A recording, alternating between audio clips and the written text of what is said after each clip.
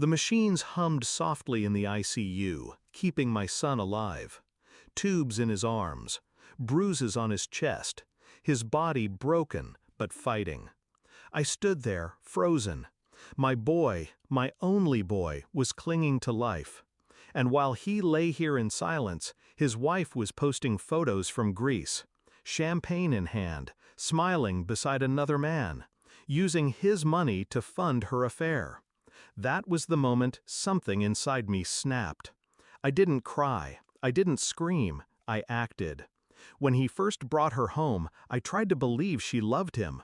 She had the perfect smile, the practiced charm, the kind of beauty that makes people lower their guard. But I saw the cracks, the way she dismissed his jokes, the way her eyes always scanned a room for someone richer, someone better. I warned him once. He waved me off, said I was being protective. So I stayed quiet, for his sake. I told myself maybe I was wrong. I wasn't. The signs were there, hidden in plain sight. He worked long hours. She spent long weekends with friends. Credit card bills with charges he never questioned. Hotel stays. Jewelry he never bought. And then the accident. My son in the ICU, his life hanging by threads. I expected her to be at his side. Instead, I found her Instagram, smiling in Santorini, new dress, new man, hashtags dripping with luxury, paid for with my son's blood and sweat. That was the betrayal, not just infidelity, abandonment, theft. I didn't confront her, not yet. I knew rage would give her power. She thrived on drama. So I chose silence, strategy. I went to the bank that same night. I had access, joint accounts my son had trusted me with years ago. I froze them. Every savings account, every checking account, every line of credit. Her paradise ended in a single keystroke. An hour later, my phone lit up. 20 missed calls, 30, 40. Her voice on voicemail, panicked, shrill. "Why are the cards declined? What did you do?" I let her scream into the void. But I wasn't finished. The next morning, I visited a lawyer. We drew up documents. Power of attorney, granted to me while my son lay unconscious. Divorce papers, prepared, waiting. A motion to seize assets, already in progress. Every luxury she'd bought with his money was about to be repossessed. Every penny traced, every debt hers to carry.